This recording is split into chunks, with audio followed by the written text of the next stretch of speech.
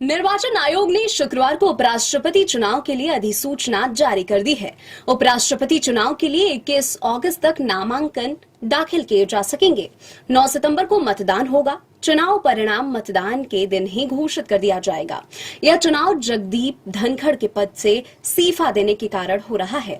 निर्वाचन आयोग ने गुरुवार को ही बताया था कि उपराष्ट्रपति चुनाव के लिए निर्वाचक मंडल को अंतिम रूप दे दिया है। भारत के उपराष्ट्रपति का चुनाव एक निर्वाचक मंडल द्वारा किया जाता है, जिसमें राज्यसभा के निर्वाचित सदस्य, मनोनीत सदस्य और लोकसभा के निर्वाचित सदस्य शामिल होते हैं। अधिसूचना जारी होते ही निर्वाचक मंडल की सूची निर्वाचन आयोग कार्यालय में स्थापित एक काउंटर पर उपलब्ध करा दी गई है।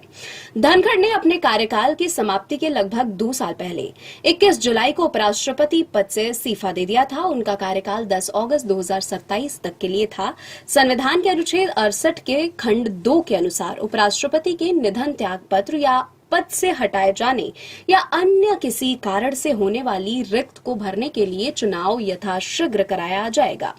रिक्त को भरने के लिए निर्वाचित व्यक्ति अपने पदभार ग्रहण करने की तिथि से 5 वर्ष की पूर्ण अवधि तक पद धारण करने का हकदार होगा। कोई व्यक्ति उपराष्ट्रपति के रूप में तब तक निर्वाचित नहीं हो सकता जब तक कि वह भारत का नागरिक न हो, 35 वर्ष की आयु पूरी न कर चुका हो और राज्यसभा के सदस्य के रूप में निर्वाचित होने के योग्य न हो।